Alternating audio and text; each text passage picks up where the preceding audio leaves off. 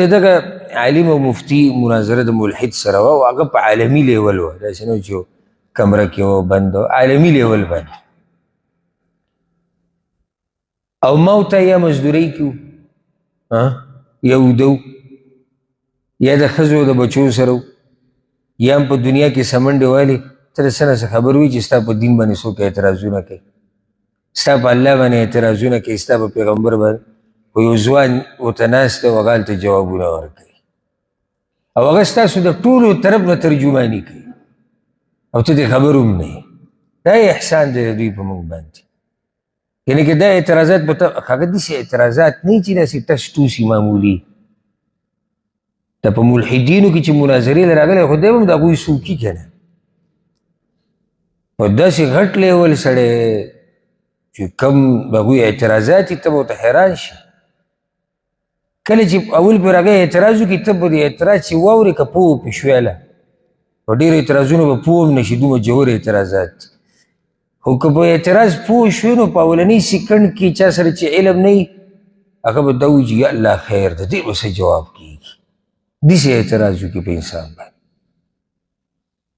او خو بل طرف نه چې ته جواب واورې نو ته به حیران شي چې الله رب العزت څنګه سړي د دې دین دپاره پیدا کړي دي.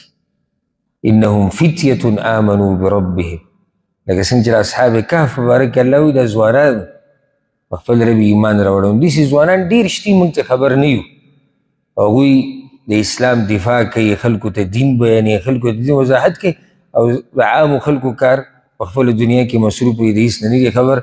په آخره کې چې بیا موږ راشو بیا په خټه کې اوبه ښه ډېره کړو چې بیا وروسته اعتراضات هم په دغه خلکو شروع کړو کوم چې د اسلام د سرحدونو خیال ساتي.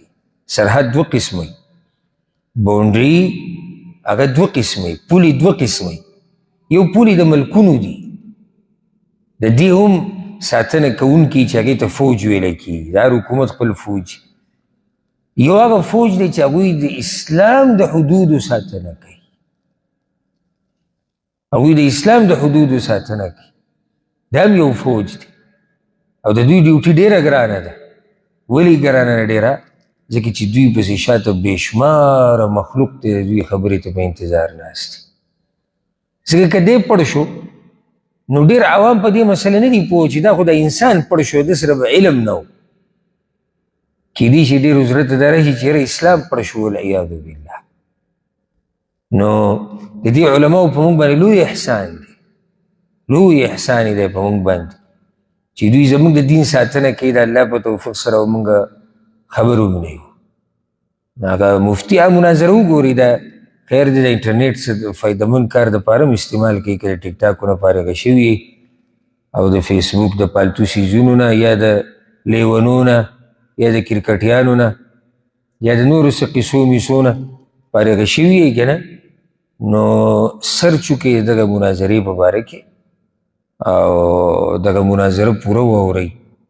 ډېره ناشنا مناظره چې ته واورې د اسلام حقانیت او ته بیا وګورې چې علم څه ته وایي او چې ته بیا وګورې چې علما څه ته وایي او په خپل رب به دې یقین ښه ډېر شي، ایمان به دې ښه ډېر شي او د خپل رب سره به دې محبت ډېر شي.